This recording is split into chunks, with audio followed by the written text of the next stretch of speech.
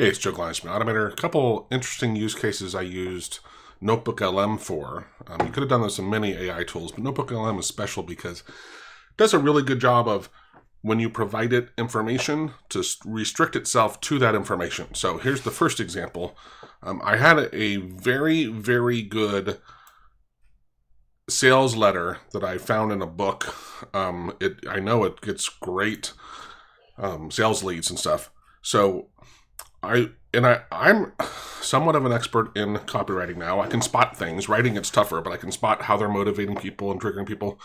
But what I wanted to do was to analyze this very long sales letter. So I took this document. I actually scanned it out of a book.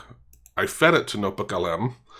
So I gave it here as text, and then I asked it to deconstruct what they did and how they did it, right? How they were motivating people, what kind of triggers they used, how they're convincing people, and the whole thing about it, right? So I did this. This was just an example. I also made both a video. I don't know why it failed on one. I can go ahead and delete that.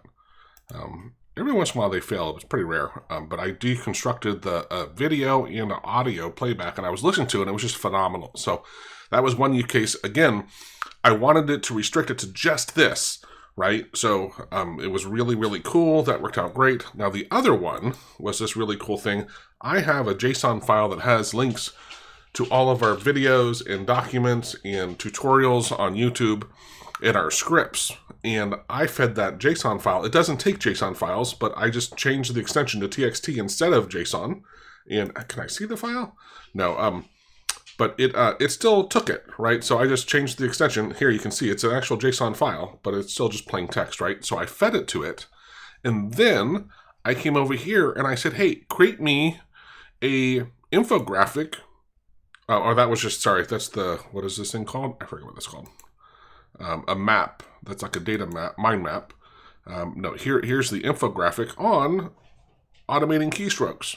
So it went through, found 5 of our tools on how we automate keystrokes, right, for the infographic.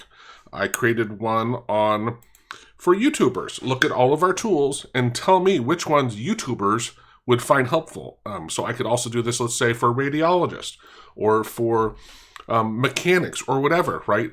So I can describe the target audience, and it will go through my list and create infographics, it'll create videos, it'll create audio files or reports with the links and everything, right? Really, really cool. If you want to go vertical or go on different channels and target people, much less work to do, right? I just tell them, here's my ideal person. It's smart enough, Gemini, which is what drives NotebookLM now, is smart enough to understand the context of who they are and what they'd be interested in, and goes through and pulls out the right things. So really, really cool way to use it. You could also, of course, study and see what you're doing. Maybe I could probably also say what's missing. Hey, for YouTubers, and here I can do a chat.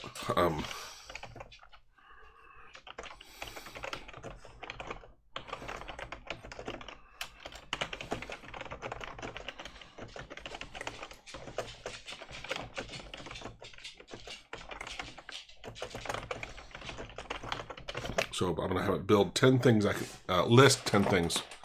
Yeah, we're not building the code. I would go over to Claude for that personally. Although Gemini is getting pretty darn good at everything.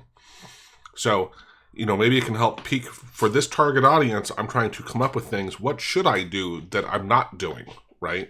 So I think it's, I'm hoping this will actually work, but I think it's really cool to be able to use this to filter your list and focus on a given target market, and it's smart enough to understand what they would want and to be able to pick and choose from your big list of stuff. And we could also say, after we pick them, let's stick with the radiologist. Okay, now create the infographic for radiologists using their terminology, right? Which is also a very good, important thing to remember in copywriting. So YouTube timestamp generator, that'll be a smart scene switcher. Yeah, that is a good one. I have something like that. Thumbnail overlay zone. So yeah, it looks like it did it. So hopefully you enjoyed that. Please like the video if you learned something. It really helps me out. Have an awesome day. This is stuff we talk about in our hero calls quite often now. So just using AI in different ways. Let me know if you like that, and consider joining the club. It's a great deal. Cheers.